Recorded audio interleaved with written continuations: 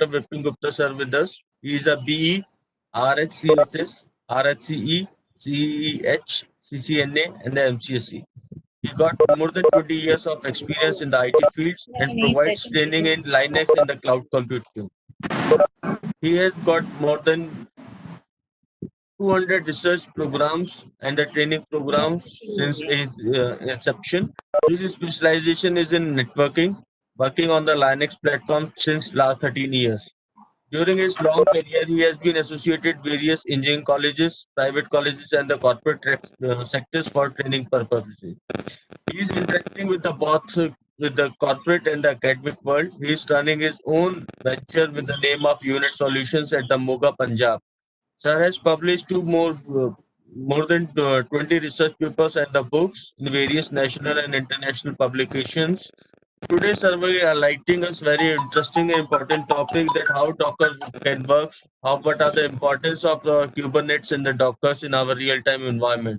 Now, without much ado, I would like to request to sir to please take over the session and enlightening us upon emerging technologies. Sir, you are most welcome at BVI Camp, sir. Thank you, sir. Thank you very much. So I will share the screen, and please mute the mics because it disturb everybody. So most of the session will be practical oriented. First 10 to 15 minutes, little bit slides. Then I will show everything practically. So let me first share the contents.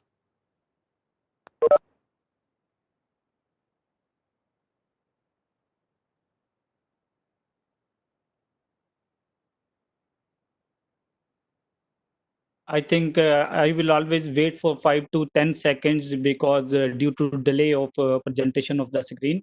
I think now the screen is visible. Docker introduction. Yes, sir. Yes, sir. Okay, so I'm So starting you with please the session. have you opened the chat option, sir? Just 1 minute, sir. Yes, please. In the top menu, sir, there is a chat.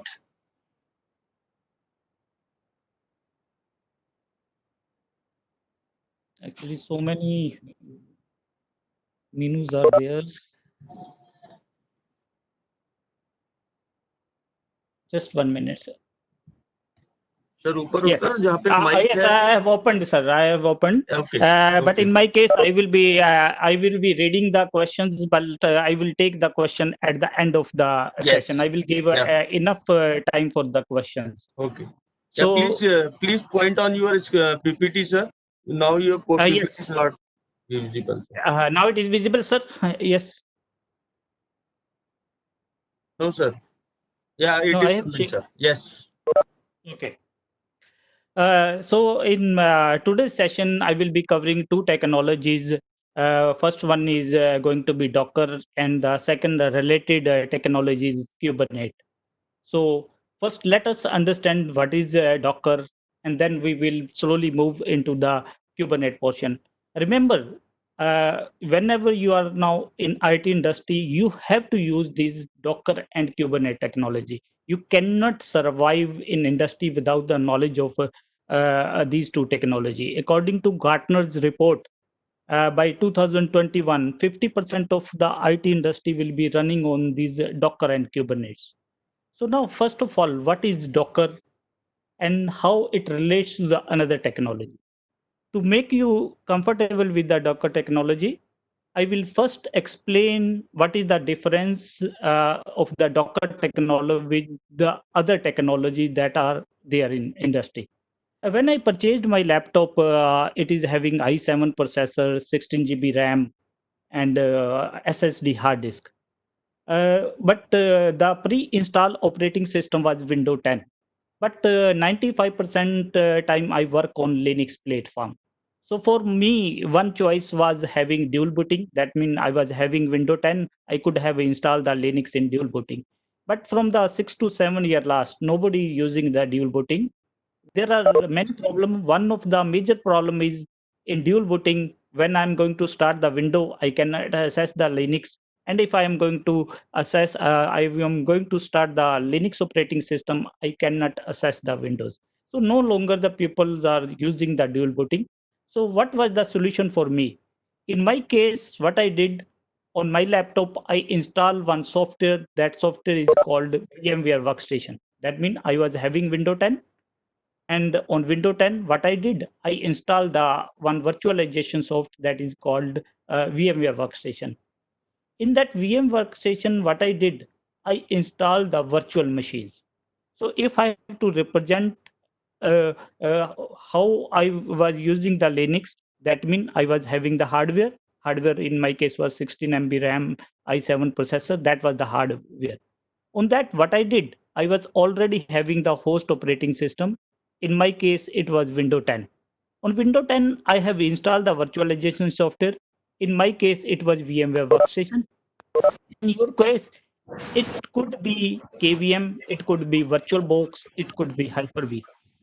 In that, what I have done, in my case, I have installed various VMs. In my case, I am having various Linux VMs. But this VM could be Windows VM also, Linux VMs also, anywhere. So that was the solution. In by using this solution, I was able to launch my Linux machines. I'm assuming that all of you are a little bit comfortable with virtualization, so I'm just giving the basic introduction. But when I'm talking about the virtualization, there was one major problem. That means on hardware, I have to install the host operating system, which was Windows 10. Now, this host operating system is very vulnerable. So, what will happen if somehow my host operating system is going to get corrupted? What will happen? Like in my case, I am in my VMware workstation. I have got more than 80 virtual machines in my laptop. So, what will happen when initially I'm going to boot my system and this host operating system is not running? What will happen? I will not be able to access all the VMs. So the industry came up with one another solution. That means they came with another product called hypervisor. On hypervisor, what we do? On hardware, directly we install the hypervisor. The two major hypervisor are VMware EXI and your Citrix Xen server. So that means on hardware, I can directly install the hypervisor. On that, again, I can get the web. Now, remember this EXI or Xen server, they are very robust. If I'm going to install today, if I'm going to return after 10 years, they will be running so much robust. But again, the problem is what we are going to get. In both cases, I'm going to get the VMs. But now there is one problem with the VMs. So let me move to the another screen.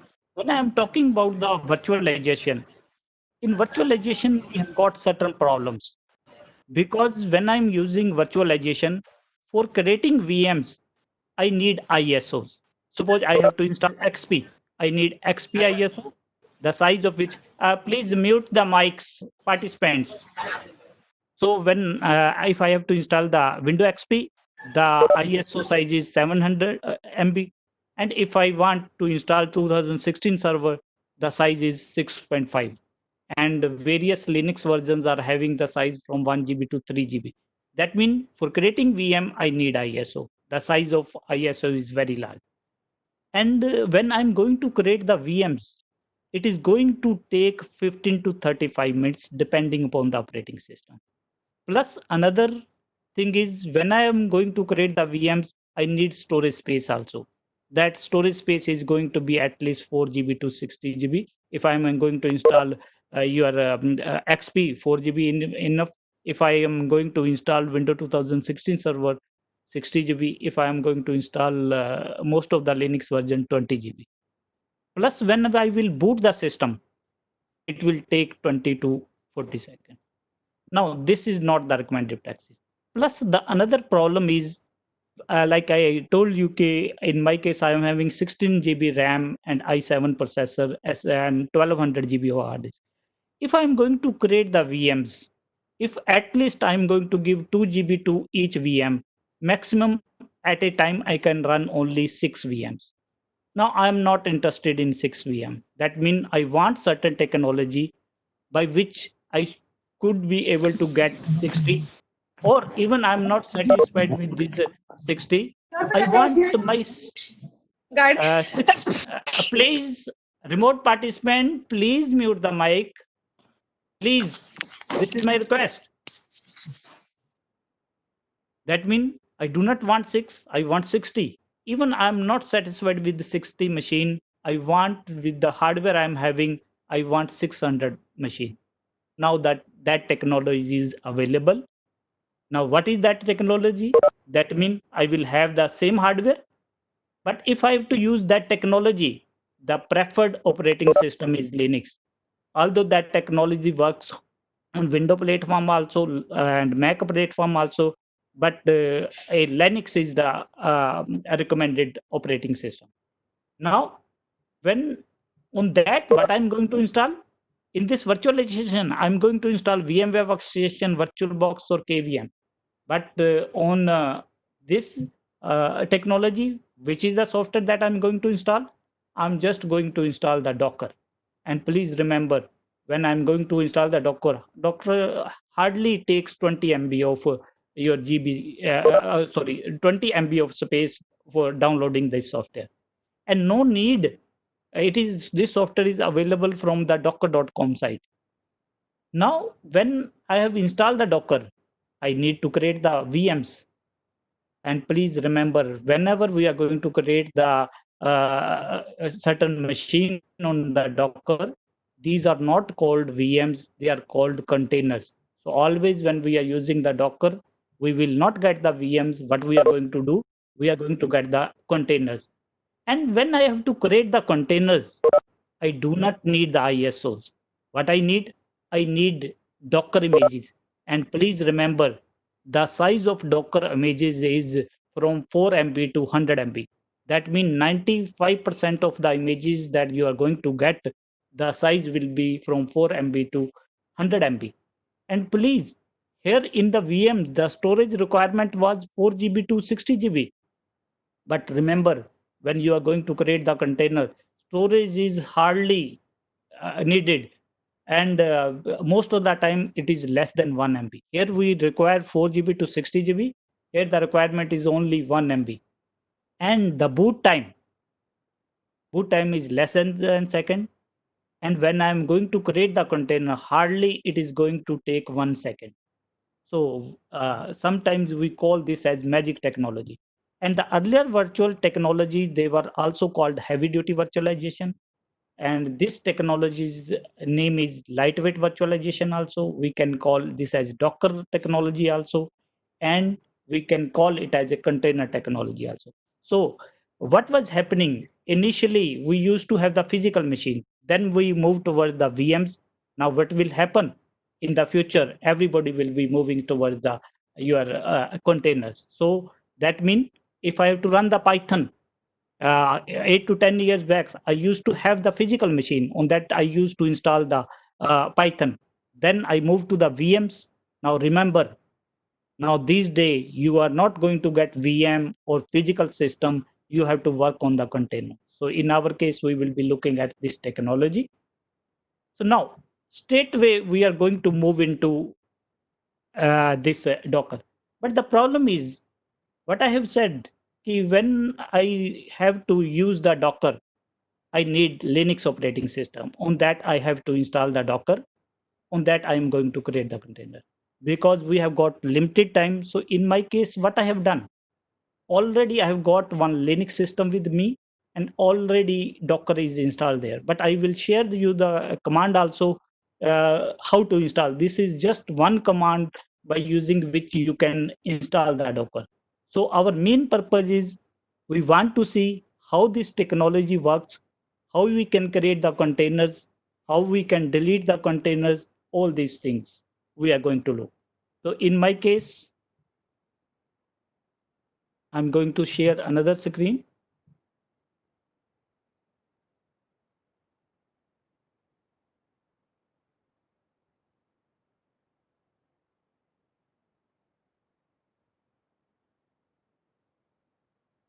So please let me show you.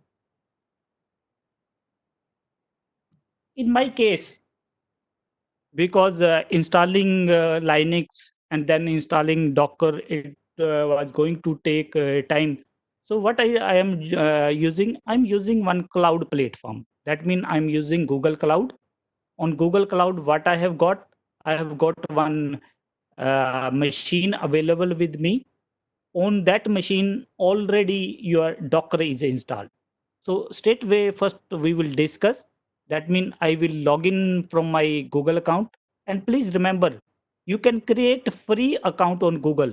They give you a $300 credit, and that you can use for a 1 year. In my case, also I am using their free account. So by using your any email account, you can create account there. That is freely available. So in our case, I will be for Docker and Kubernetes, I will be using uh, Google Cloud. So when you are going to log in into the Google Cloud, there one icon will be visible. That icon is called Activate Cloud Shell. When I'm going to click on this Activate Cloud Shell, what will happen? I will get this menu. Hopefully this is visible. That means I'm going to get this terminal. This is basically Linux machine, and already Docker is installed. Now, when I have to install the Docker, if you are using a Red Hat based distribution, you have to just run one command that is called yum install Docker. It will get installed. And if you are using Ubuntu type of Linux, you have to just run the command apt-get install docker.io. I will be sharing these commands with you. I will be sharing a lot of resources in which everything is I have given. But in this case, what I'm getting, when I'm going to click on Cloud Shell, automatically I will get one a Debian based virtual machine, and already Docker will be installed.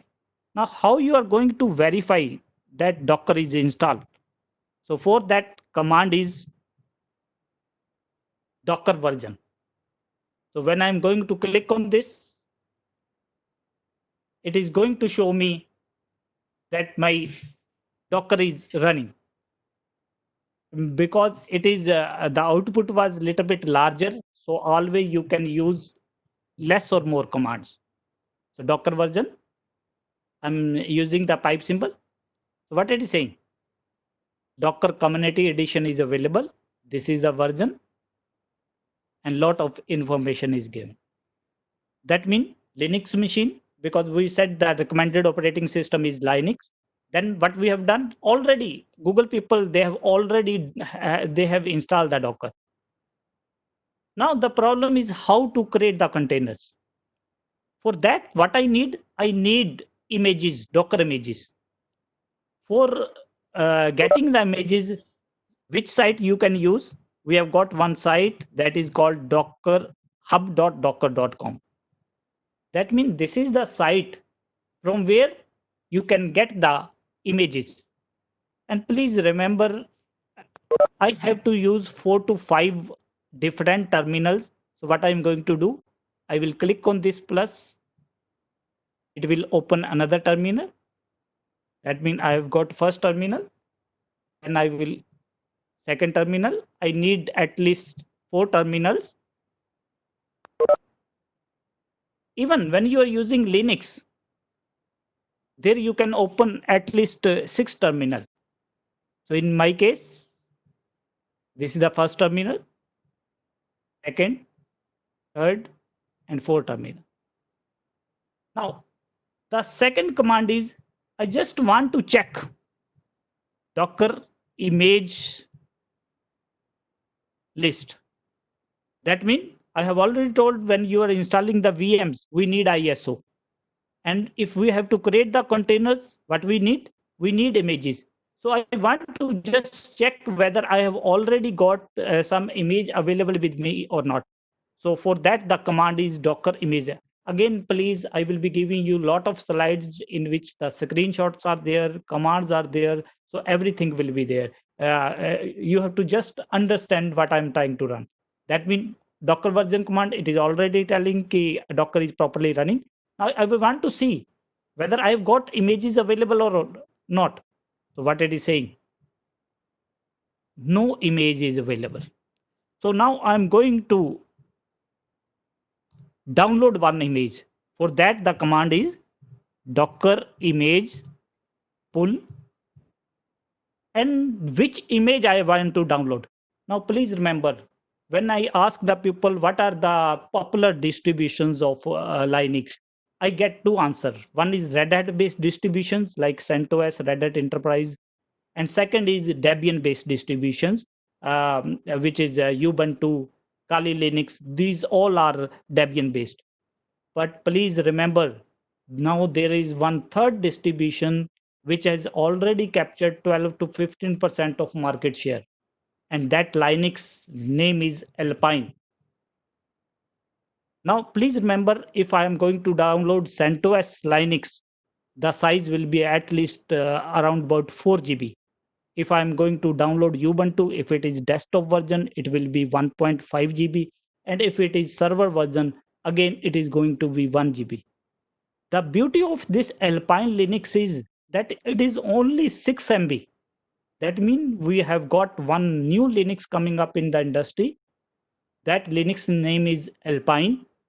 And the beauty of this Linux is the size is just around about 6 MB. So what we are going to do, Docker image pull Alpine. So when I'm going to click, it will pull mean download. It is going to download the latest version of your Alpine. So because I'm using the Google Cloud, so internet speed is very fast. So quickly it got downloaded. So again, I will run the command Docker image list. Now look at this. What it is showing? Alpine image is latest because there are millions of images available at hub.docker.com. So one individual ID is given 6 weeks ago, and look at the size. That means one Linux is of 3 GB size, and second is again of around about 1 GB to 2 GB, and this Linux is only under 6 MB and 12 to 15% market share. Later on, I will need another image, so I am downloading that image.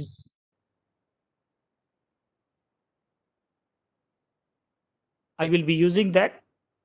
That image is Nginx Alpine.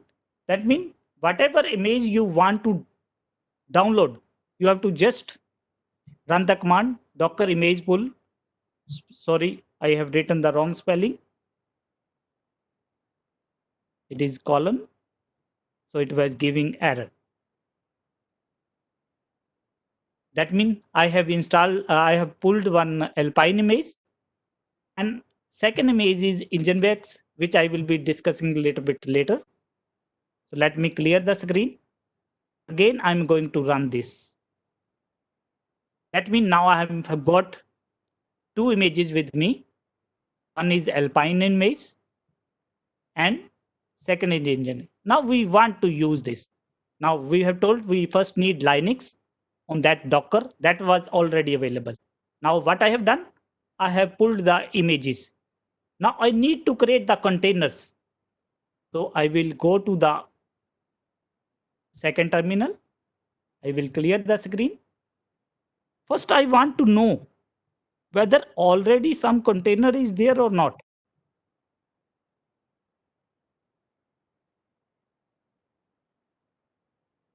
And please remember the participant.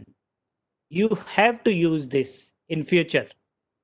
That means you are always going to use these commands that I'm going to run. You cannot survive without this. That is my guarantee. So I just want to see whether already some container is running or not. For that, the command is docker container ls. Now, no container is there because I have not, we have not created any container. So let me first create one container. Now this command is very important. How to creating the container. So I'm just going to write the command. Again, I will be giving you these commands.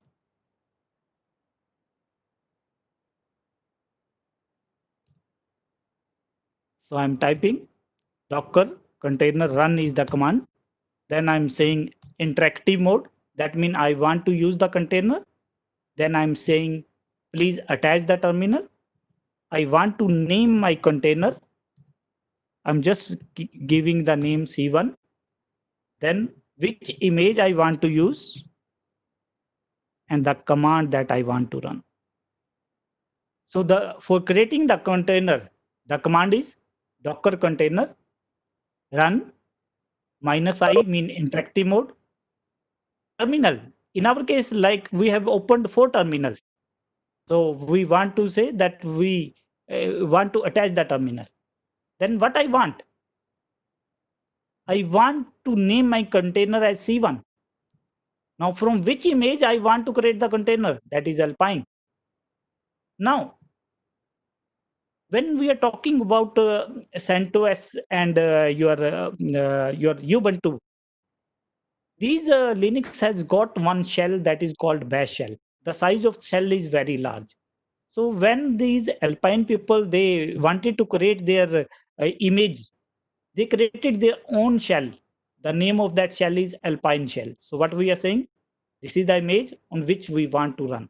Now we will see how much time it is going to take to run the container. So I'm just going to click on this hyphen is available. Sorry, this the symbol is there.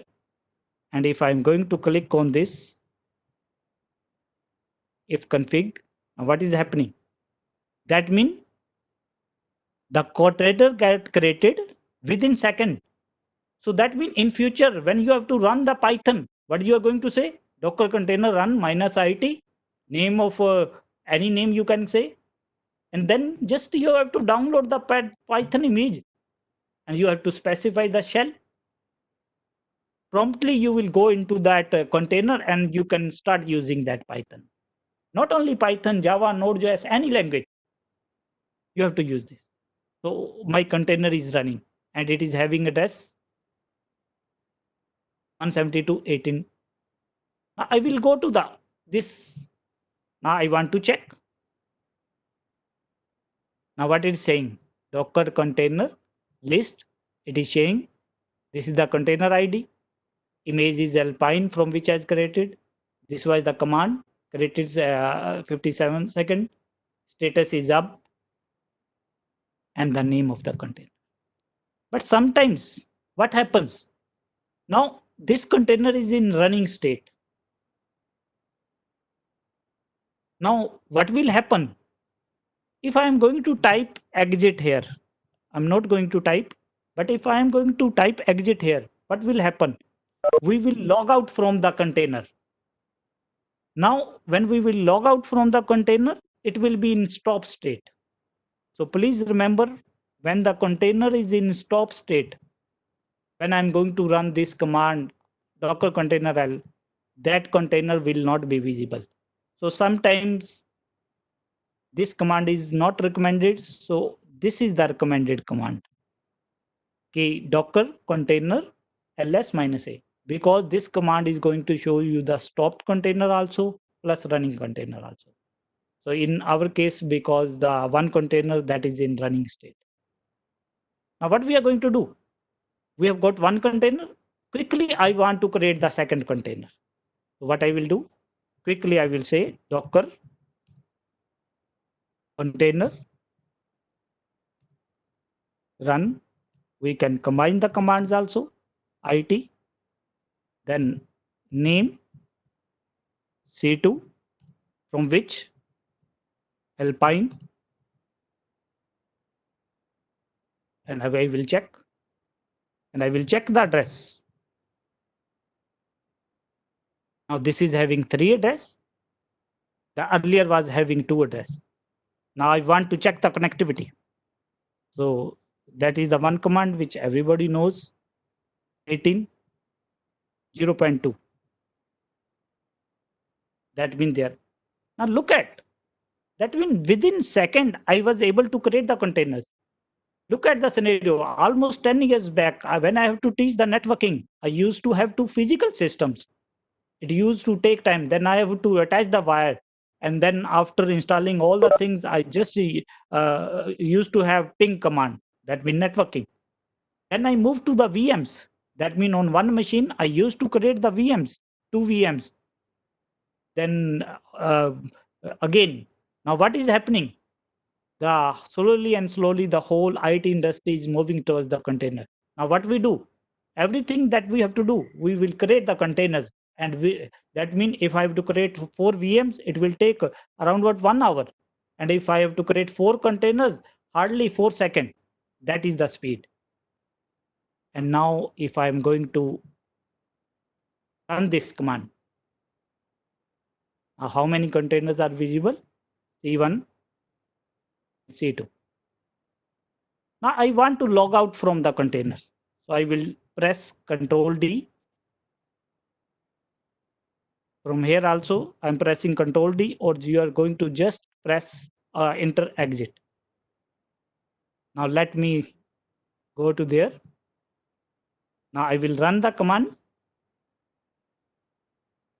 Now as we can see, it is not showing any container because now the containers are in stop state. So always this is the recommended. So now it is visible. That means we were able to pull the images. We were able to create the container. Now I do not need this container. So what I'm going to do, Docker container remove C1, C2. So I have removed the, and please remember, if you are going to ask the Google, they say that every week they create trillions of containers and they destroy the containers. That means look at the scale on which Google uses these containers. Trillions of containers per week. Same way that we are going to use. That means we were able to create the containers, we were able to. But this was very simple container. That means only what we did, we just performed the ping command. Now what we want little bit complex container. Now suppose I want to launch my website, powerful website. So the almost 5 to 10 years back, we used to have one physical server, powerful physical server. Then we used to install Apache web server, or who are Windows IIS server. But Apache is the most used web server. Then we moved to the VMs. That means on VM we used to install Apache web server. Now I do not want, because they require a lot of resources. When we have to compare this VM technology with container technology, VMs always take the resources like of elephant. And when we are talking about the containers, hardly they take the resources of mouse. Even that is a little bit, I'm specifying more resources. That means very less resources. Now what I want? Now I want to launch my web server, and that by using containers. So in future, your web servers will be running on the container. Now, and in my case, I do not want to use the Apache web server. Now there is one another very popular web server is available, which is used by the Facebook also. That means I want to launch the same web server that is used by the Facebook, that is Nginx web server.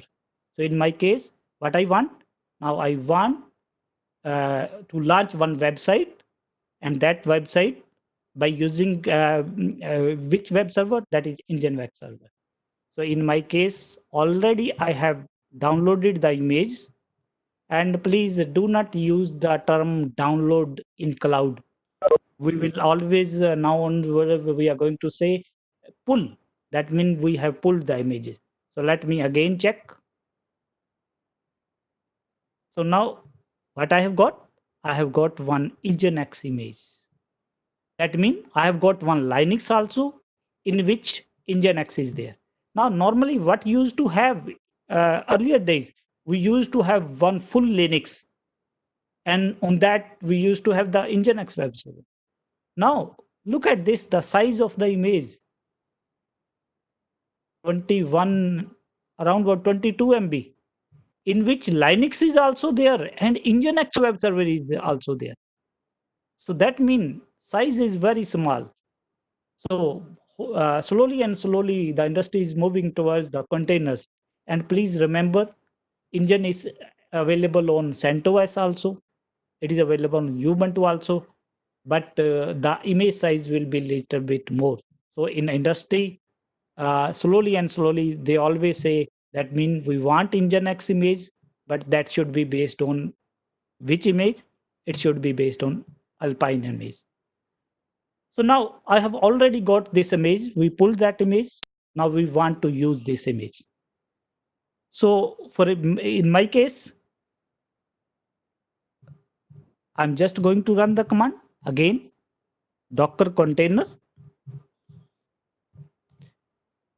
run -d. I will explain this option. Let me first write the command.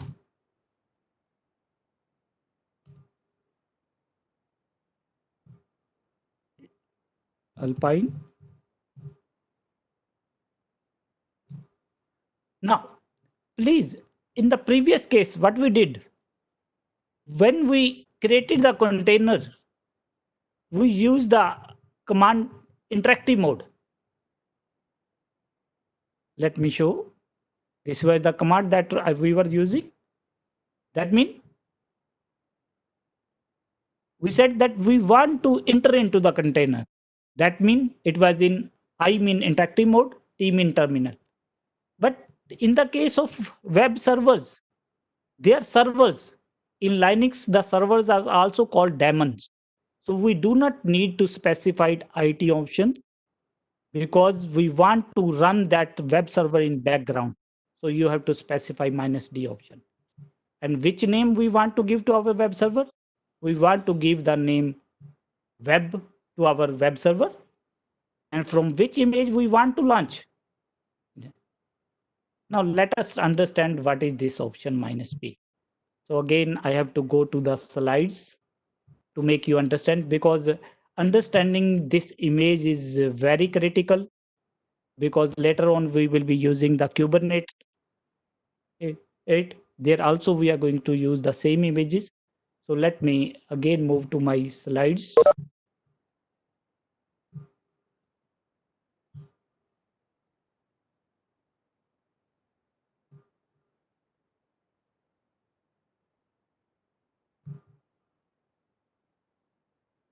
Now please,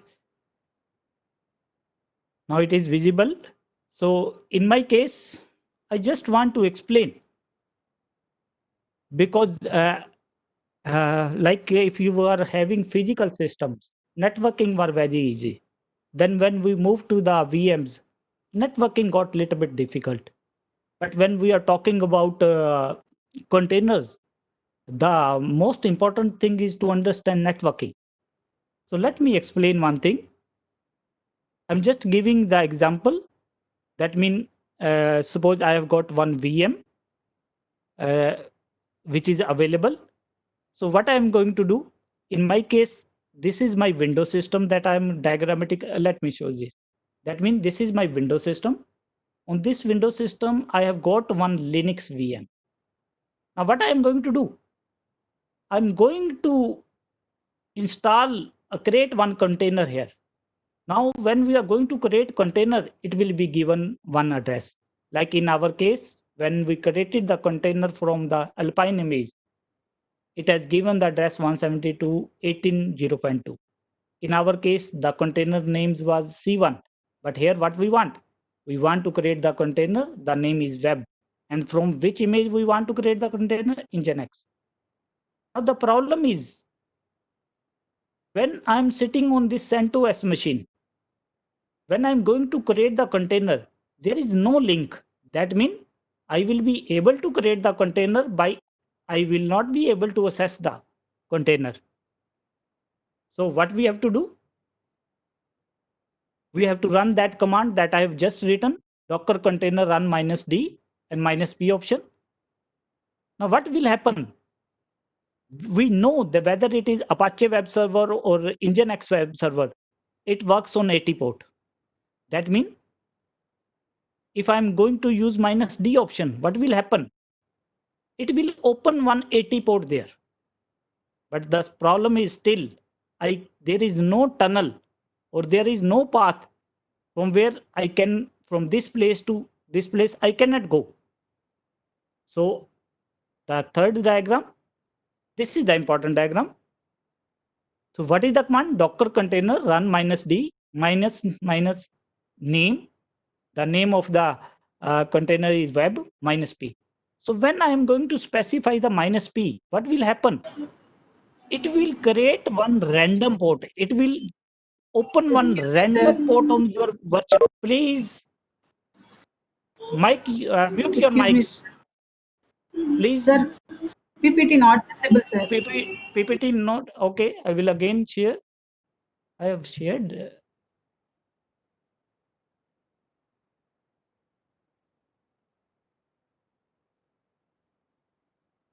Okay, sorry. Again, I am going to explain.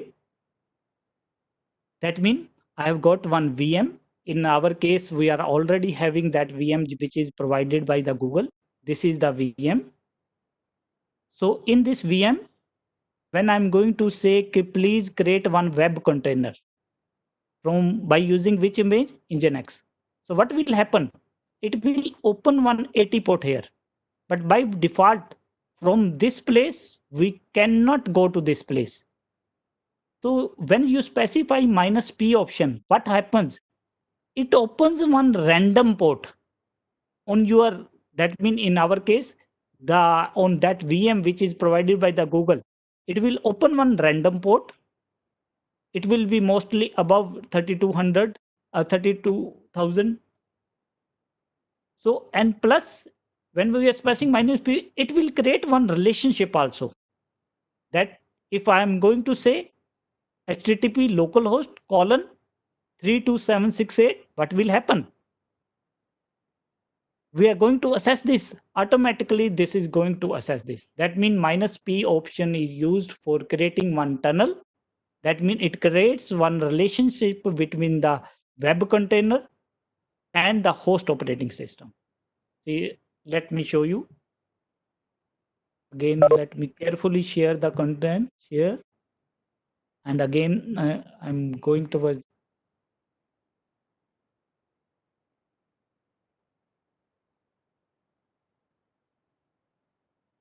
So already it is shared.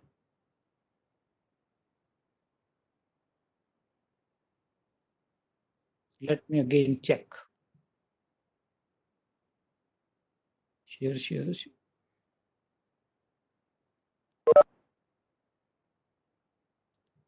Please, now the screen is visible. Google Cloud Shell is visible.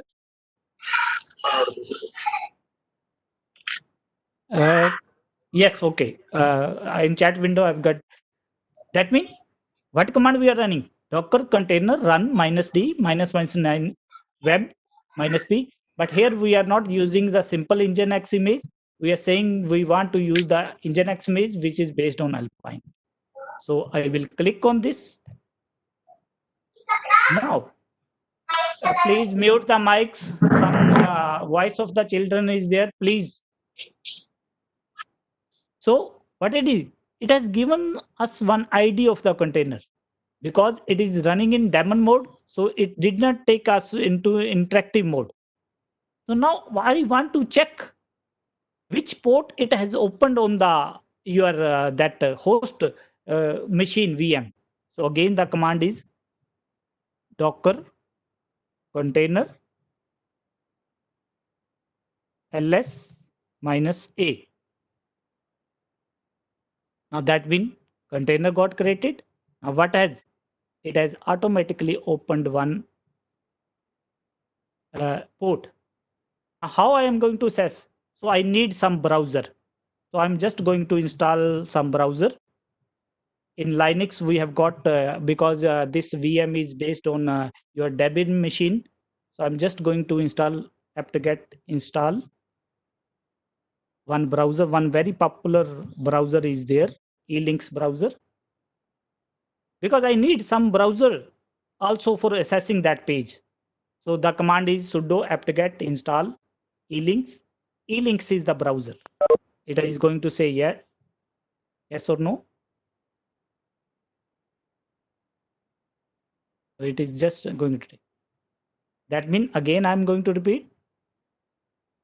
This is the port that has been opened. Now I want to access. So elinks minus minus dump. Dump is going to dump the output on the screen, localhost. And the port is 32768. What is it doing? By default, it has shown us one default web page. That means what we can do? We can access the web page. Now what I want? I want to remove that container. So for that the command is, now please, if the container is already stopped, you can just remove that container. But if the container is running, it is recommended practice. First use the command docker container stop. Then remove. Now what is the problem with this? It has shown us one default page. Now what I want custom page. That means slowly and slowly we are moving towards little bit difficult things. Now by default page is visible. But now what I want, if you have to start a stop container, the command is docker start, docker container start. Again, I will be taking the questions later on because we have to cover a lot of things. That means now, good, we are able to deploy our web server and we were able to delete also. Now what I want, this was your default page. Now I want custom page. So in my case, what I'm going to do, I'm just going to create one directory. Directory's name is data. So I will go to the data directory and I will create one custom page. I will say index.html.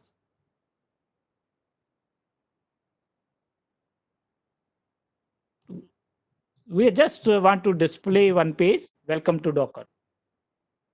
That means this is the page I want to display. Now let us check the path where we are. That means this is the path that we have used. Now let us modify the command. That means now I want custom page.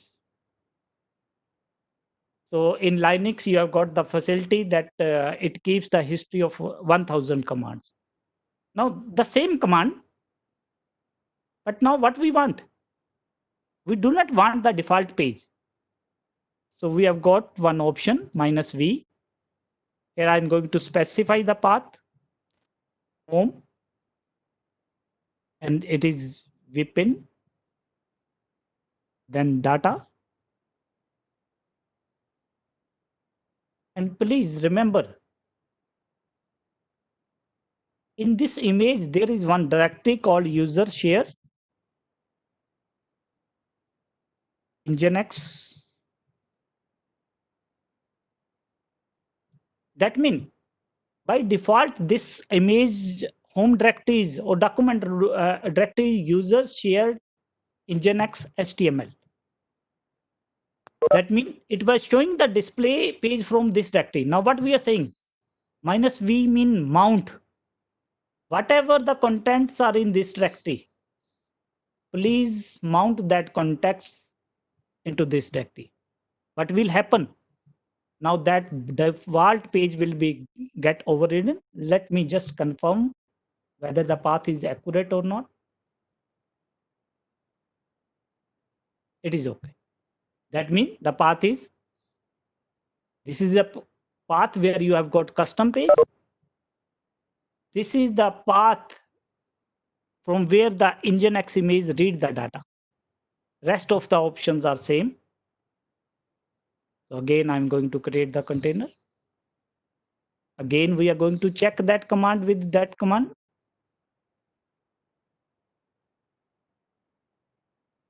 So now the port is, because it is random port. Now this is the port. So what is the command that I'm going to use? Now this. Because now it has opened that port 769. What page it is showing? So in my case, again, what we are going to do, Docker container stop web, then remove, and I'm going to remove that recti also. That means slowly and slowly you can go deep into the Docker. Now we are clear about the Docker. Now we want to move into the next concept, that is Kubernetes. Now why we need Kubernetes? Like I have told, in my case, I'm having 16 GB of laptop.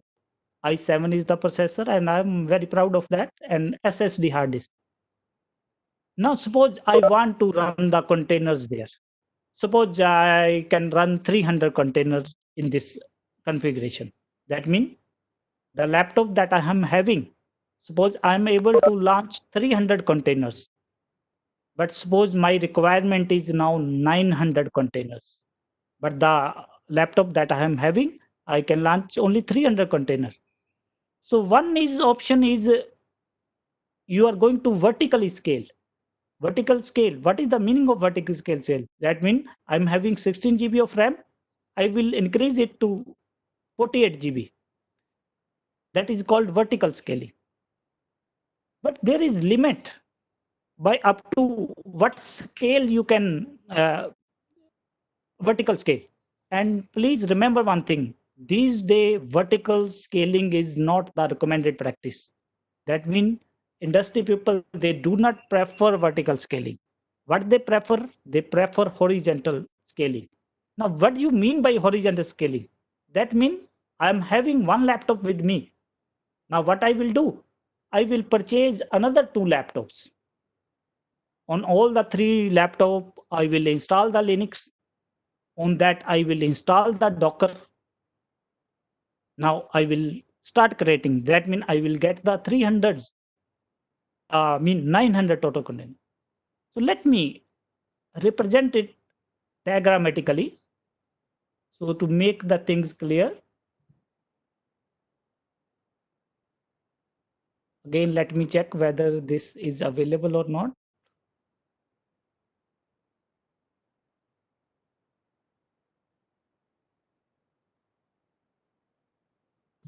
So I'm just confirming that this is available. Screen is visible. So always chat in window, please. This slide is visible. Kubernetes introduction.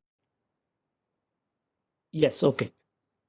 That means what will I have? I have three physical machine or VMs. In my case, I was giving the example of physical machine. Now on all the Docker will be installed. Now, when I have to launch the containers, it will be very difficult to manage on which system I am going to launch these containers. And suppose if we need almost suppose 30,000 containers, what will happen? I need 100 physical machines. So I need some software for managing these many of machines. So that is where the Kubernetes comes into picture. That means Kubernetes is one cluster management system, and it can manage up to 5,000 machines, physical machine. That means you can create a cluster of 5,000 physical machines. And please remember, Kubernetes is the product which was created by the Google itself, and it has been given to the open source community. And half of the Google itself run on the Kubernetes. So now we will be going towards the Kubernetes. What are the difference between Docker and Kubernetes? So in the case of Docker, Docker is for creating the container on individual machine. But in the case of Kubernetes, it can manage hundreds of machines which are having Docker install. So basically Kubernetes is an cluster management system. So now suppose I want to implement one 3-node Kubernetes cluster.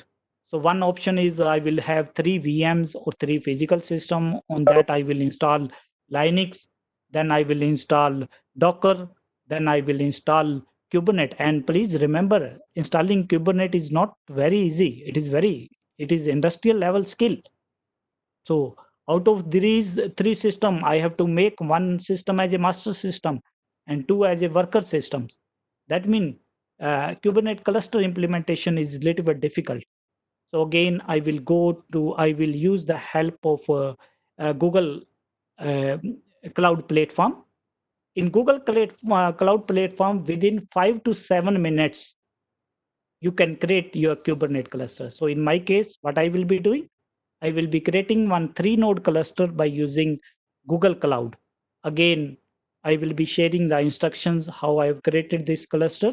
In our case, I will be showing how to create that cluster and how to use that cluster.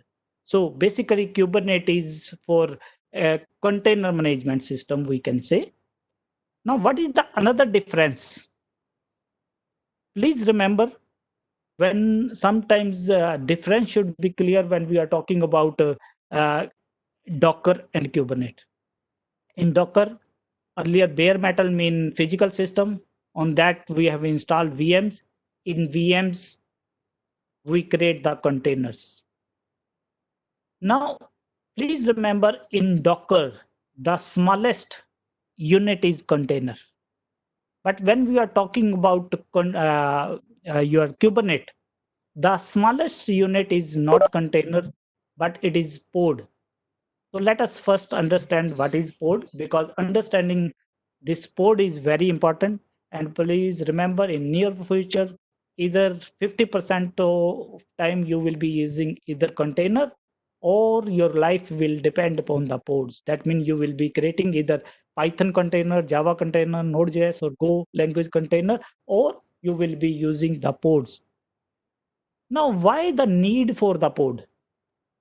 So when Google created this concept, they observed certain drawbacks of the container. Now, sometimes what happens, suppose I'm a PHP programmer. Now, sometimes when we use PHP, we need Apache also, and we need MySQL also. Now, what happens? Suppose I've got 3 machines. Now I want PHP container, Apache container, MySQL container. They should be running on one physical system. Because if Apache is going to run on one physical system, and this MySQL on another system, and then third one on third system, networking delay will be there. So what we want somehow, that means all these containers, they should be running on simple system. So there comes the pod concept. So pod basically can contain more than one containers. So let me show you this also. So again, I'm moving toward this. So this is the difference between, that means in Docker, the smallest unit was container. But sometimes we need to place 2 containers together. So for that, Google created the concept of pod. So pod is basically consist of either one container, or it can contain multiple containers. So pod, in this case, this single container pod, it just contains one container.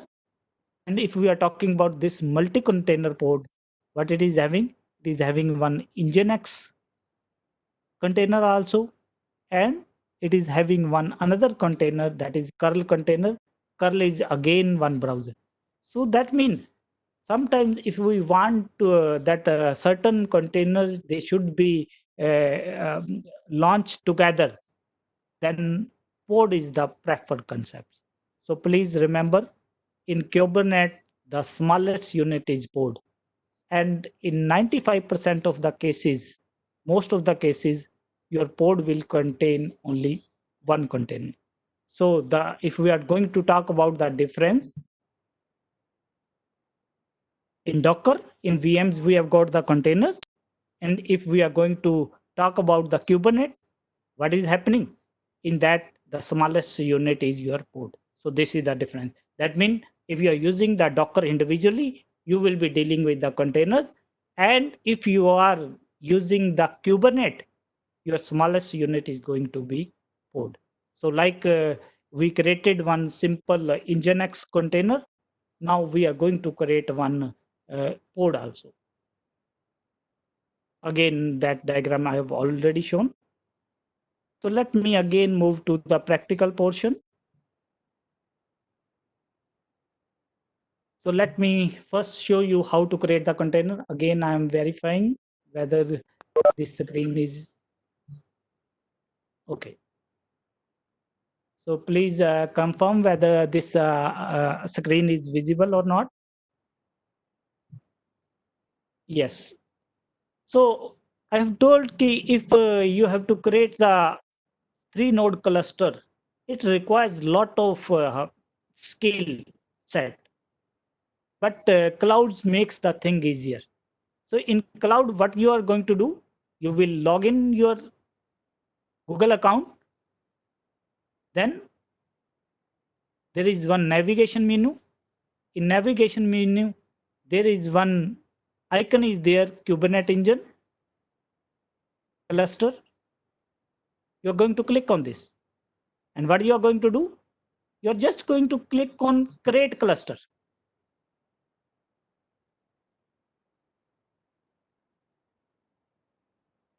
So when you're going to create on cluster, it is very simple.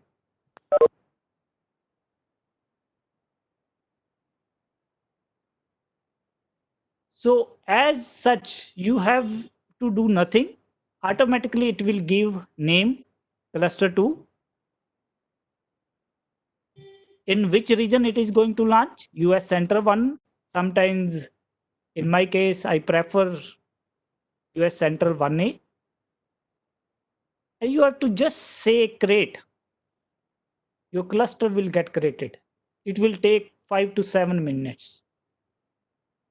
Because I just wanted to save 5 to 7 minutes minute. So I have already created this. So I am just going to say cancel. That means you have to just, after choosing that zone where we want to launch the cluster, then you have to just click on the cluster option. Now what will happen? In my case, the name was cluster 1, US Central A, cluster size is 3 node. Now here will be one option called connect. I will click on this. And there is one command. I will copy that command. Now what is this command? In my case, this Google cluster, that Kubernetes cluster is running in some US data center. Now I need to access that data center. For assessing that Kubernetes cluster, I need either one physical system or one virtual machine. Now my virtual machine should be able to communicate with the Kubernetes cluster. So this command, it provides you the credentials. That means I will copy this. And what I'm going to do, I will go to the Cloud Shell. In Cloud Shell, I will paste this. Now what will happen when I will paste this? I'm not pasting because I have already done this step. When I'm going to paste this, what will happen? This VM, which has been provided by us by the Google, it will be able to communicate with the cluster. Now the first command is kubectl. Please remember, these are the industry level skill. You have to use these containers and these pods. And understanding these pods and container initially is very difficult. When I started in this concept, it was very difficult. So I just want to make it a little bit easier for you. That means we have already got the cluster and we want to verify. So what is the command? kubectl get nodes.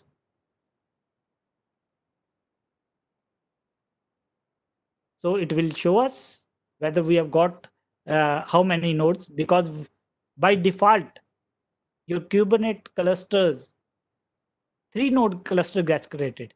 So this is the name of our first VM that has been, it is showing ready. Which version of Kubernetes software they are using, version 1.14. Because I launched it yesterday, so it is showing that 20 from the last 23 hours it is running. That means my cluster is running. Like in our case, in the case of Docker, we ran the command Docker version. In Docker version, it was showing whether Docker is running properly or not.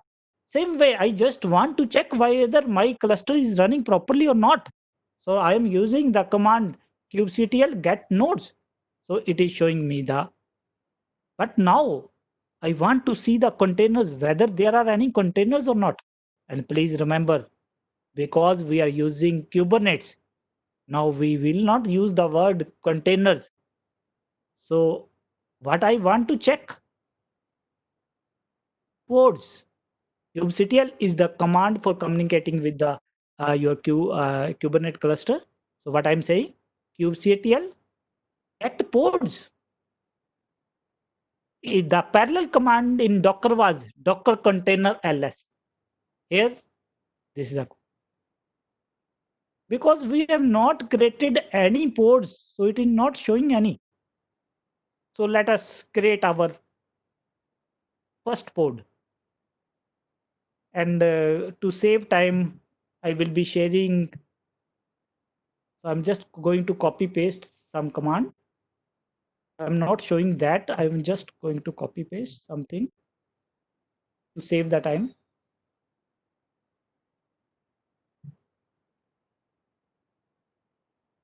So let us create our first pod. Like in our case, we created the first container. Same way, we just want to get into the how to create the pods. So the command is kubectl run. In that case, it was Docker container run.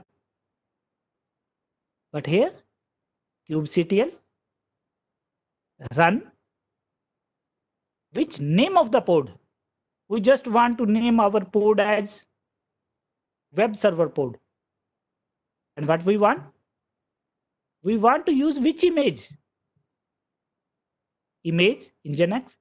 And sometimes you want to use one particular version of image. Now Nginx 1.12, 1.13, 1.14. So in my case, I want to use one particular version. So you can specify one particular. Suppose you are using Python, whether you want to use Python 2 or 3 or PHP 5 or 7, which version you want to use. Same way, you can specify. Image is right? And we are specifying by default which port it should open. And this is the option. We will be discussing this little bit later. That means if you have to create the pod, we have to use this option restart never. So let us run this command. So this again, I will be sharing all these. I will be sharing around about 3-4 different 40 to 50 slides, different contents I will be sharing. So no problem regarding that. That means we want to create first pod. I will click on this. What it is saying? Pod web server created. We will go to the another terminal. So we will say kubectl get pods. Now it is showing your pod is running. But we want little bit more information. So always you can use the command wide. Most of the command you can use wide. In our case, kubectl get nodes minus o wide. It would have given a little bit more details.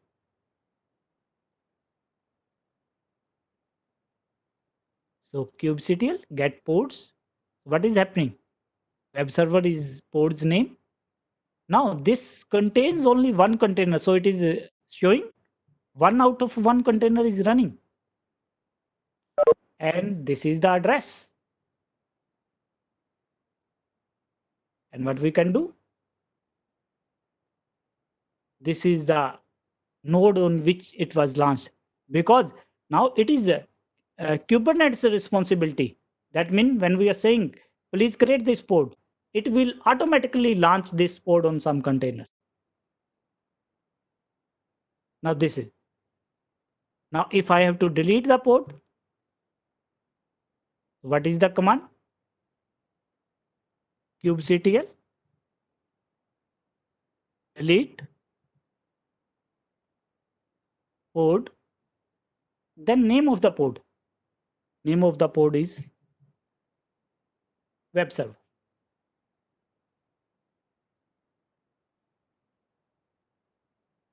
That means your pod is going to get deleted. Now there is one problem with this concept. Now, and please remember one thing. The way we are creating this pod, this is not now the recommended method.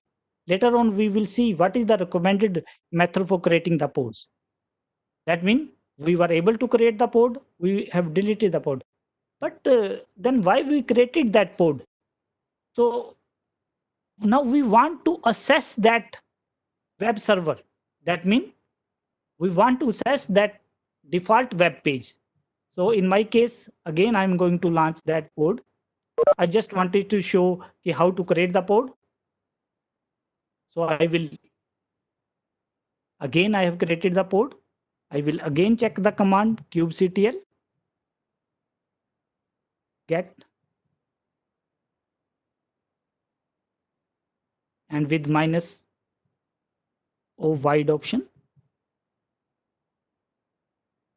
Now please remember, like your container were having one IP address, same way your pod will be having one address, IP address.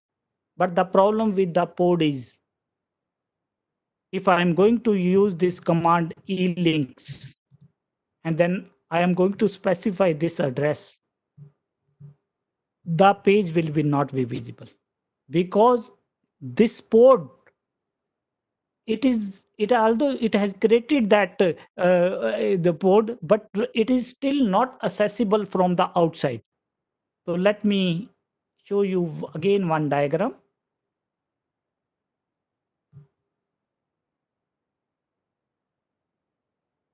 So please carefully go through this diagram.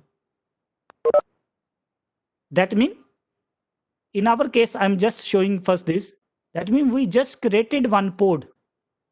But the problem is, when I create this pod, it will be given one IP address. If I'm going to delete this pod, next time again, this address will get changed. That means if I'm going to launch my web server on this pod, what will happen? If somehow it got deleted, if again I'm going to launch another pod, it will be given one different address. So what will happen? That means every time I have to tell the clients, that means please go assess the web server by using this address. So in Kubernetes, what they did, they said this is not the recommended way of creating the pods. So what they did, they created another type of object that is called replica set. That means creating pod the way we have created it is not the recommended practice. So what they created another concept they called replica set. In replica set, what we say? We say that we want 3 of Nginx pods. Suppose I have launched single pod. Suppose my website is getting very popular. What I need? I need 3 server, or I need 5 server, or I need 10 servers. So if I am going to create individual pods, it is very difficult. So Kubernetes people, they created another object that is called replica set. When we create replica set, what happens? We can specify replica is equal to 3. If I'm going to say replica equal to 3, what will happen? It will create 3 pods. And then they created another object that is called deployment. Again, in deployment, we can specify the number of replicas. If we are going to specify the replica 3s, what will happen? It will launch 3 port. That means you can create the pod individually, or you can create the pod by using replica set, or you can create the pod by using deployment.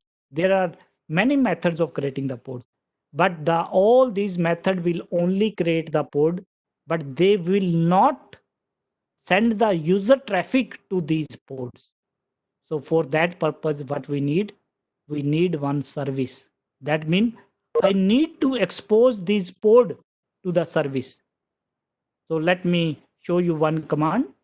So I will copy that and I will paste that.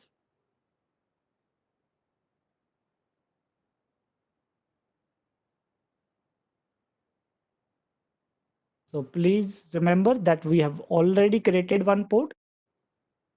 Now the problem is I cannot access this pod. So I'm going to run one command. Let me copy paste, because this is one very large command.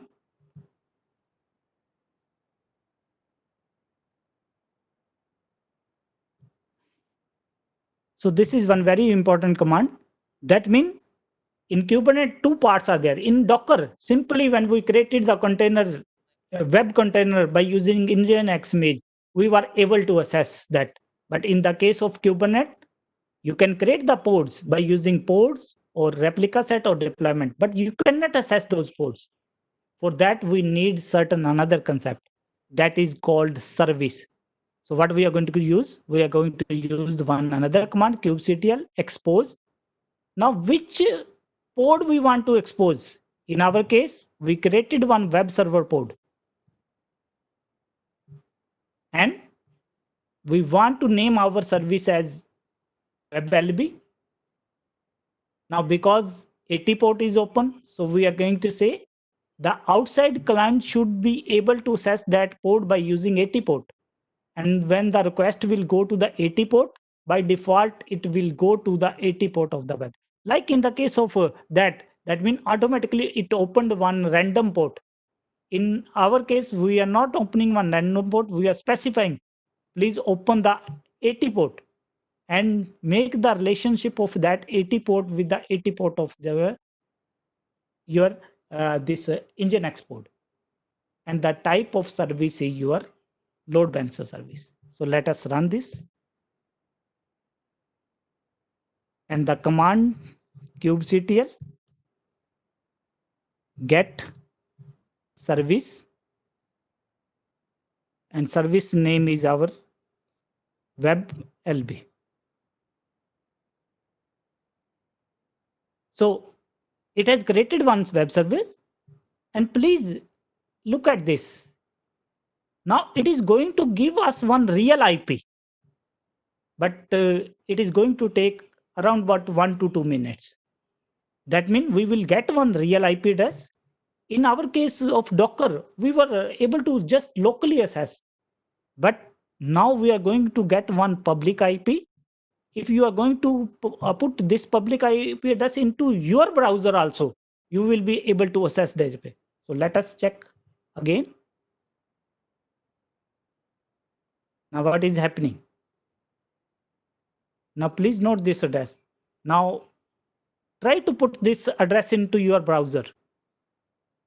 In my case, I will go there.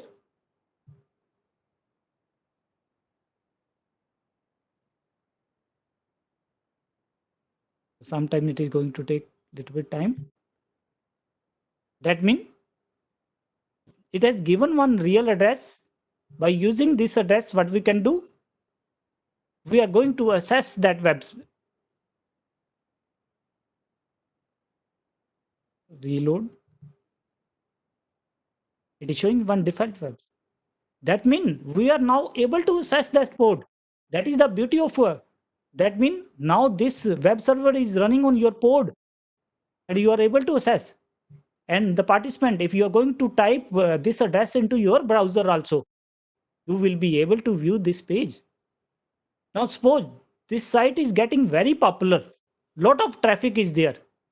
That means now I want to increase the pod. But again, this is not the recommended practice. What I'm going to do? I will keep 10 to 15 minutes for the questions also. So let me delete this service.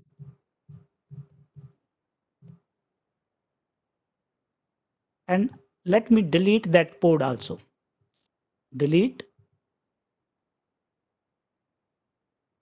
pod web server. And I have told you people that when we create the pod and service by using command line, this is not the recommended practice. In industry, we are not going to use this. So now if we want to see what is the recommended method. So again, in my case, I have got one directory called DK. DK means Docker Kubernetes. In this, I have got 3 files. Web server deployment. I've got one file is named web server pod and web server. And please look at the extension of these files, YAML files. So please, whenever you are going to use Kubernetes, whether you want to create pod, replica set, or deployment or service, you have to write about the pod or deployment in YAML language, yet another markup language. In previous case, it used to be XML, then JSON format is there, but Kubernetes prefers YAML format. And please, these I will be sharing the address also from, I have put these file into the internet. So I will share the address from where you can download these file if you want to practice. So let me open first this. Again, it will take time to understand, so I will not be discussing all the options. That means now I want to create the pod. So I have already created the file. Let me open the file in Linux with cat command. You can open the. Now look at this. Which API version was? This is the important thing. Kind. That means which type of object I want to create. I want to create pod. What should be the name? I want to name my pod as web server. And please remember, suppose in real life also, suppose I've got 1000 physical server. What generally we do?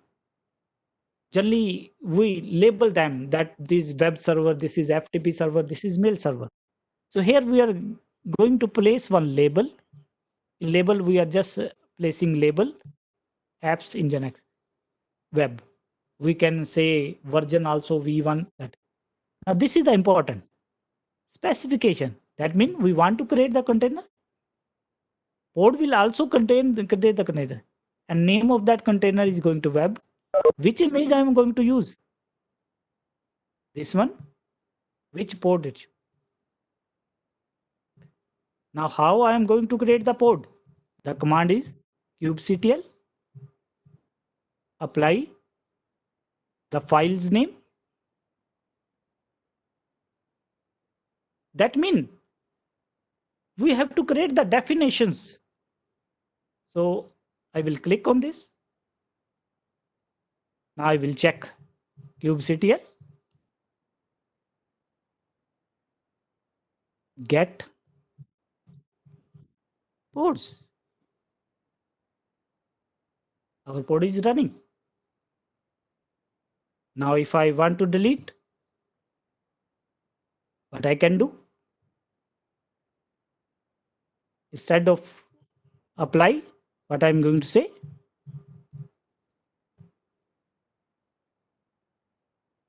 Delete.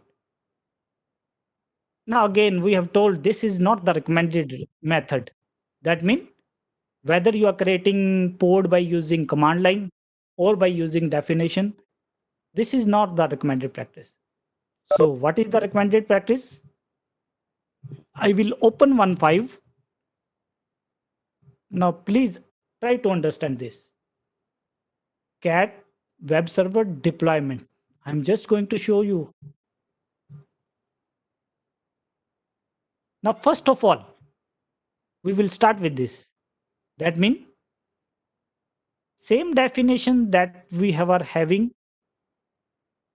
This is port definition, but we have included it in the template. That means we want to create one port which should have these type of features. How many copies? 3. This is the important. And what is the name of the deployment? It is web server D deployment. So when I'm going to say kubectl apply,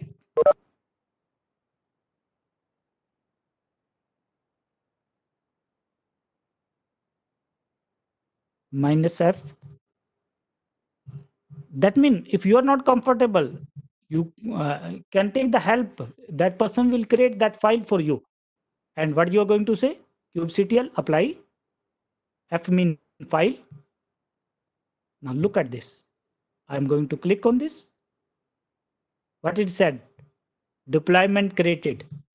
I will clear the screen. Now two another commands are there. Kubectl get deployment. What it is saying? This is the deployment. 3 port out of 3 are running. And kubectl get ports. Now what is happening? 3 ports are running. Later on we can increase. And plus another benefit is, suppose kubectl delete, we want to see the benefit of. So suppose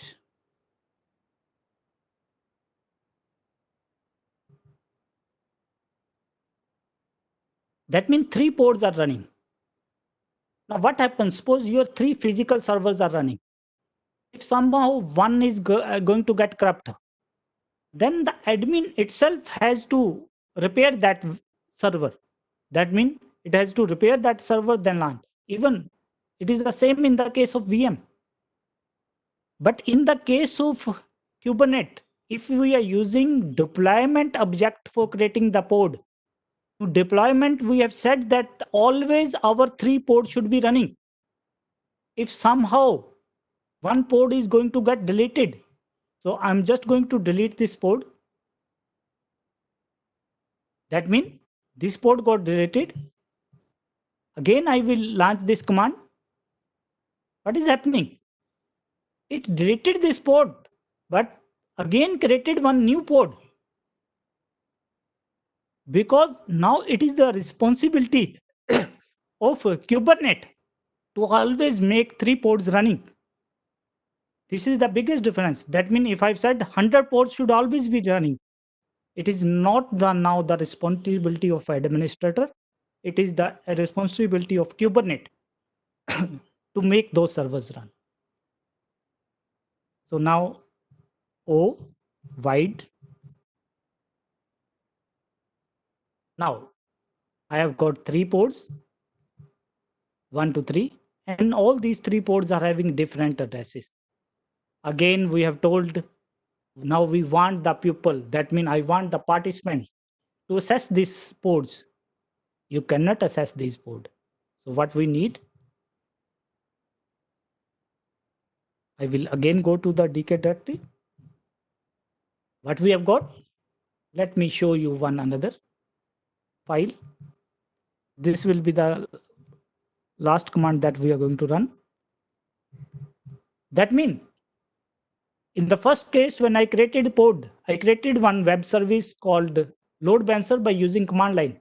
Again, command line is not recommended. So what I am going to say, cat.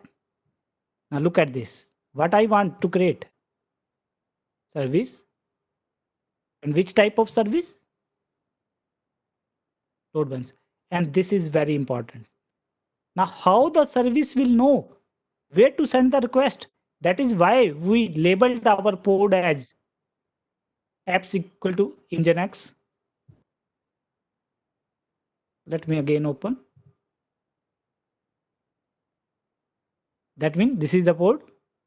That means we are going to create the service load balancer, and it will select those ports which are having the that label Nginx. In our case, all the 3 ports are having this Nginx level. That means this load balancer will automatically load balance the traffic. So let us create kubectl apply -f web server service. Created. Let me go to some another shell. So again, kubectl get service, one already running service. In our case, we created this service, web service. So let me service.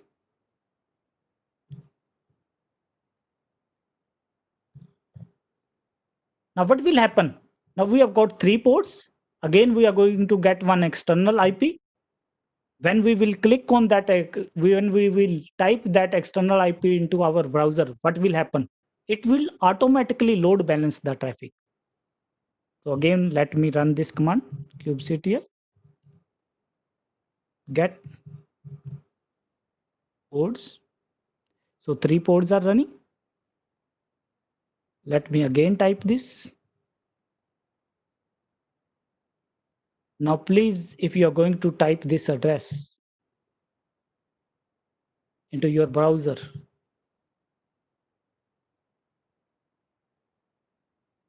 again it will going to take time.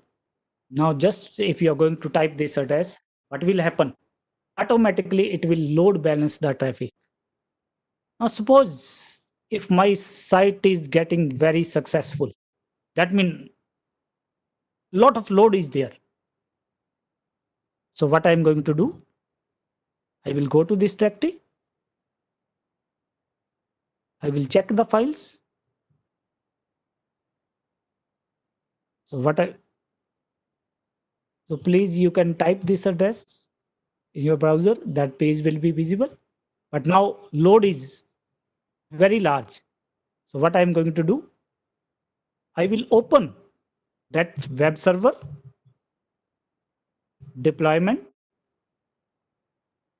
Now how many copies are there? Replicas 3. Now I'm going to say 6. That means instead of 3, I'm saying 6. So I have to just make one change. Then we have to say kubectl apply -f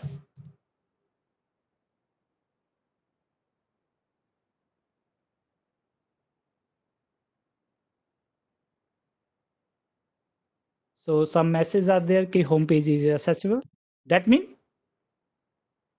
let me again run this. Get. Now 6 ports are running. If we are going to specify 100, within second 100 ports will be running.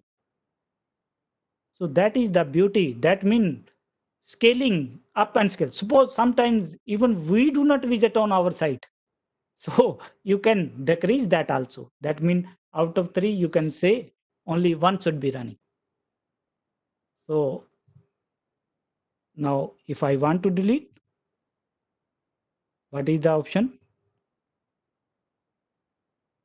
So we can say, and plus the another advantage is always please remember, if somehow one port is going to get deleted, automatically that will be get created. So again, let me not that page. And again, you can create a custom page also, but for that, that file is very difficult. So I'm not going to go there. So delete. I'm going to delete this also. And kubectl delete -f. We want to delete service also. Web server service. And one very good command is there, kubectl get all.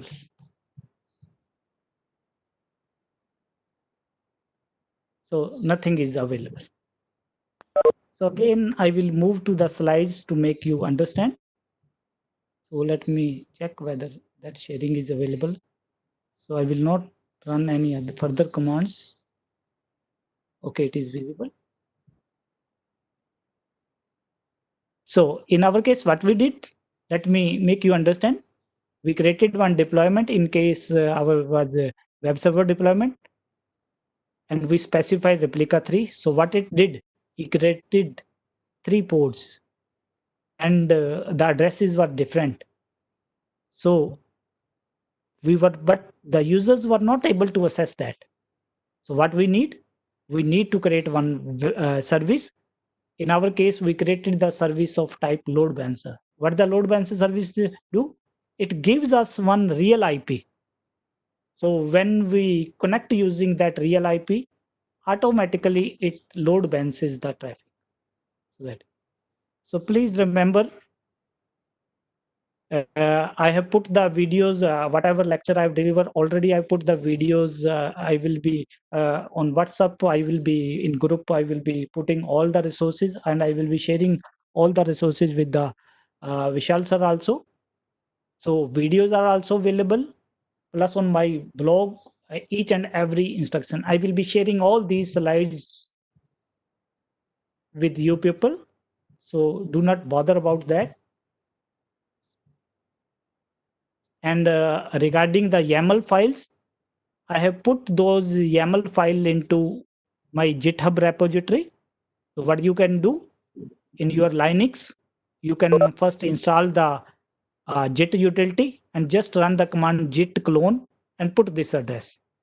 So all the 3 YAML files which I have shown you the examples, they are available there. So you can download from there. And the videos again are whatever I have taught you to 1 hour videos are available there. So you can, Vishal sir already know they can share, and I will be sharing another material also. So with that, I will conclude. And please, one another thing. If you have to delete the cluster, simply select this. So if you are going to click on this, your cluster will get deleted. Although Google give you the free account, but once you do not need the that cluster, please delete that. Otherwise, your $300 will finish very quickly. And particular your load balancer service, it is very costly. So please, once you are not using the resources in Kubernetes, please delete those. So with the, I'm sharing my email address also. So this is my email address, gmail.com, and this is my number. And now I will take the questions.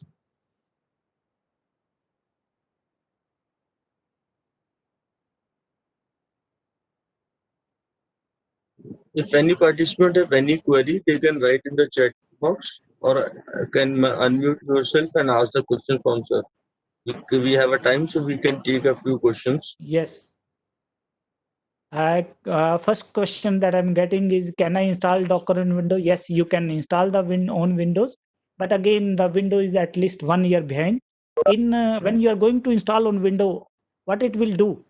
It will first, because in Windows by default one Hyper-V virtualization is available. So what it will do? It will automatically create one Linux VM, and that it is going to install Docker. So indirectly also, when you are using a Docker on Windows, it by default it is going to create a Linux VM only. So again, I will recommend please use it on Linux platform.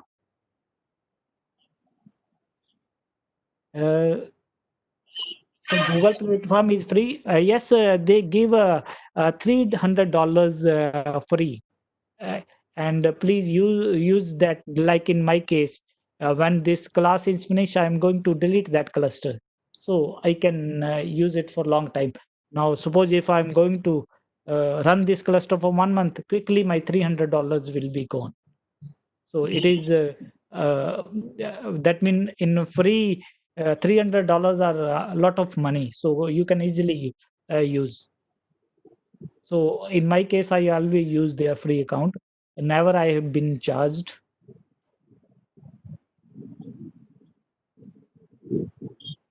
So Sir, I would like to ask, what are the job perspective for students in this area? sir, Does company hire simply freshers?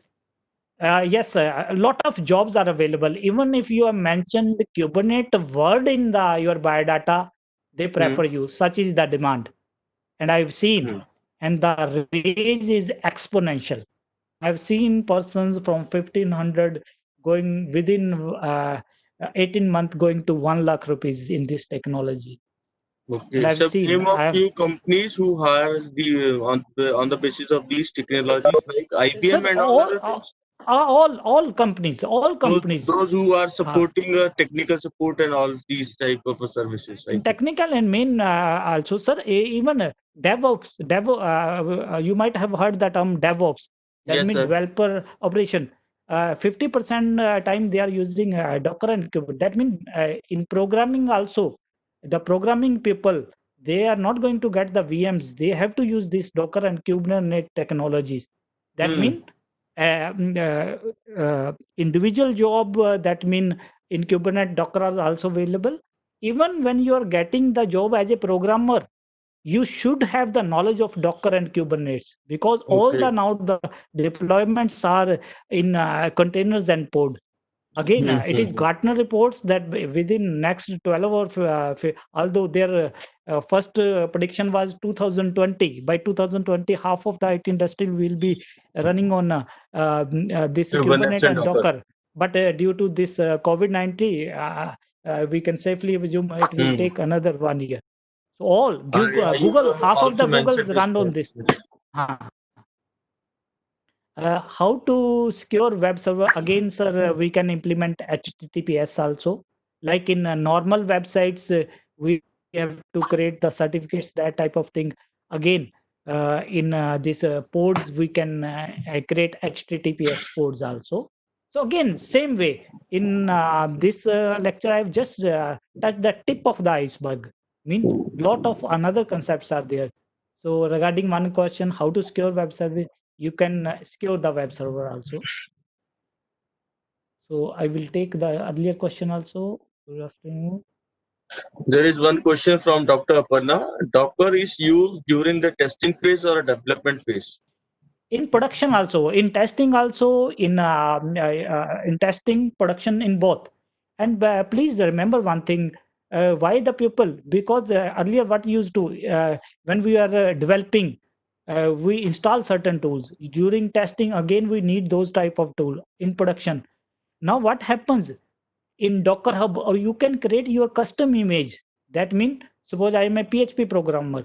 What I will do, I will create my image in which I will have all these the tool which are required. The same image I will be using for the development also testing also, production. So I have seen the when the earlier they used to release new version in 2 weeks. When they have started using Docker and Kubernetes, it is hardly in a day they are launching the new versions. So that is the speed which has bring this Docker and Kubernetes. And please, another name for Docker and Kubernetes is microservice architecture. So when we are talking about microservice architecture, this Docker. So for your question, yes, for all the purpose, we can use it for testing also, for development also, and for production also. So I will take another question. There is one question from Dr. Arindam. Does load balance service automatically expose web server? Yes, like what we did in that case, we specified the port also, plus we selected one label, because when we create the ports, we label them. So when we create the service, we have to specify, please send the traffic to that port which contains that label. So not automatically we can say we have when we are creating the load balancer, we have to specify to which ports we want to send that. So once we have selected, then automatically load balancer will send the traffic to different ports. So these are the two selections that we have to make, being on which port you are going to assess the load balancer, and then load balancer where it should send the traffic. For that we have to use the label. Is this clear? Hmm. Any other No, questions? Please write in the chat box, or you can mute and yourself. which programming language does Docker support? All the languages, sir. That means in future, remember Go, Python, Node.js, Java, each and every technology you have to run into containers and portals only. Please remember, already people are using, we are not using. Our students, when they are doing the programming, please remember they should not use the physical system. Now, even they should not use the VM. If they are using Python, they should use Python container or Python pod, because in industry they have to use this. So which programming language? All the programming languages work. So in hub.docker.com, you can go there, millions of images are available. That means for Python, Node.js, Go, for every language they have got. Wonderful technologies. I have already given the answer for testing or development already. Load balancing, I have given the answer. Is there any limitation on creating? No limitation. Suppose in when I created this cluster, it was using a machine with two virtual CPU and your 4 GB RAM. So there is a limitation in 4 GB how many port you can launch. So according to the hardware, we can launch the number of replicas. Like in my case, the total cluster size was around about 12 GB. So I could have easily launched 100 ports there. So no issue with that. So not many questions are there. I was expecting much more questions. One very good question is Kubernetes part of IaaS. And please remember, when we are talking about infrastructure as a service, we get the VMs. So there is one new type of cloud is available, container as a service, COS. So it comes under it. And please remember, for Kubernetes, already Google has got Google Kubernetes Engine, separate service. Azure, already AKS service is there. And in the case of Amazon Cloud, already separate services, EKS is there. And remember, these services are getting very, very popular. In my case also, I am always using Google Cloud. Look at the speed which we can create. So I will not say it is a part of, it is separate type of service.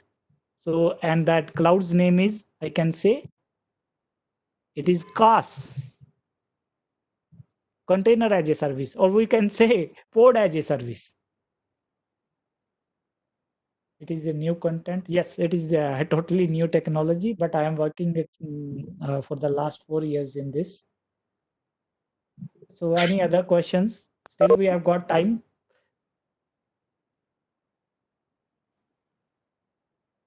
You can mute and yourself and would like to discuss anything, you can do. Vipin sir has Sunny, already shared his contact details in the chat window. For any further discussion, you can contact to him. either you people have able to understand properly, or you are not able to understand anything. That is why I am not getting any question, and both are dangerous for me. Sir, actually, that is a new technology, na? Yes, And yes. very few people are interested in these technologies, but it is a very important, as Yes, yes. as you have already mentioned that the Gartner has specified this. Now we are in the era of this Kubernetes and Docker in next coming years. Yes, yes, sir. That is why, sir, you are always keeping that type of topics. Yes. Uh, So there is a one question from Dr. David. How to set a Docker and Kubernetes lab in their institute or a college? Sir, in your college, again, that mean Docker is very easy. In the case of Docker, I will be sharing the slide also. You have to just install, if you have installed a Docker machine, Ubuntu machine, you have to just run one command apt-get install docker.io. Docker will get installed. And if it is any Red Hat based distribution, yum install Docker, it will get installed. But if you are using want to do Kubernetes installation, it is little bit difficult. But again, lot of tutorials are available in which you can implement 3 node cluster on Yes. Kubernetes. Plus, again, I will be sharing certain in like I'm putting certain information in my blog where how you can implement 3 node cluster in your local labs. That means Docker is very easy to set up, but Kubernetes requires lot of expertise. So in future, I might be sharing step-by-step instructions how to create 3 node or 5 node cluster in your lab. But again, even if I'm not going to put again very good certain tutorials on internet are available for setting up these 3 node cluster, that type of thing. Thank you so much, sir. Lots of Thank appreciation you, Vishal messages. sir. Because when I take the lecture, I get the energy. Yes, Otherwise, I know. that's it. And I get the energy when I message you and you just reply me in a 1 minute. Yes, sir, we will do. That is Yes, a sir. great I love energy to for teach, me. sir. For me, when I Yeah. sent you a message, sir, I would like to schedule your session. And you, after 2 minutes, I receive a reply, sir. Yes, we will do. That is Because a I great love power teaching, and sir. energy for as an organizer to me. And Thank we you, sir. have Buddha sir also. Just I am Uh, checking the availability of sir. Okay. Yeah, Dr. Bipin. Good afternoon, sir. Good Good afternoon. afternoon. How are you? Fine, sir. Very fine, sir. Right. So I heard your lecture again. This online is a very beautiful mechanism. Had the same been offline, attending all lectures would not have been possible. Yes, sir. Now, Yes, sir. now we can, if there is a practice session, I cannot do practice, but many other sessions are not having practice, so I can attend all the sessions. Yes, sir. And Yes. attending your session is always a pleasure. Thank you, sir. Thank you very much, sir. Thank you And very much, sir. yes, there were few participants from non-computer science background. They were Okay. finding it difficult to understand that in which way and how it will be of use. It happens when it is a heterogeneous group. All the Yes, sir. participants will not get all the desired inputs, Yes, sir. Yes, sir. but the interest of everyone is being taken care. So, nonetheless, the talk was very useful, and the kind of the changes with which the entire industry is going on, the kind of the virtualization on which everyone is moving, and possibly the entire academia will have to move their laboratory on virtual environment. Yes, sir. Because Yes, it sir. won't be possible to ask 100 students, 500 students to come in a college and do laboratory. Yes, sir. So entire academia will shift even their laboratories wherever possible on a virtual environment. And when there is a virtual environment, your talk is very important connected to that. Thank you very much, sir. Thank you. So thank you so much. And you don't need the certificate, but we need to give you a certificate because we should be remembered, right? It reminds me also, sir. I feel happy. For that purpose, And you are very prompt in this. yeah, Immediately my you team have is very created a active. My certificate. team is very active. By the time I keep on talking to the expert, they bring up certificate and just pop out certificate. Yes, sir. It is just like containers immediately. Correct. It's a kind of container. Thank you so much. And Thank you, keep sir. it up, please. Thank you, sir. Thank you very much. Okay, bye. Thank you, Vipin sir, for giving me sir. your valuable time. It was a great pleasure to have you in the program. And I am seeing in the chat box that lots of participants are sending appreciation messages to you. Yes, sir. I'm feeling very good, sir. Yeah, because it is a new technology, so many people have that they have exposed a new technology today. So Yes, our sir. session was completely fruitful, and Thank that you, sir. your Thank you. session is always fruitful, sir. Your session is always fruitful as we are connected since last 2016. Yes, sir. Yes, sir. Yeah, so we are connected since long. So your session is always a fruitful session, and this audience also have enjoyed your sessions completely, sir. Thank you Thank you, so sir. much, sir, for giving your valuable time, and we will meet very soon. Thank Thank you, you. sir. Okay, Thank you. sir. So I'm Okay. leaving Bye. the session. Yes, thank you. Okay.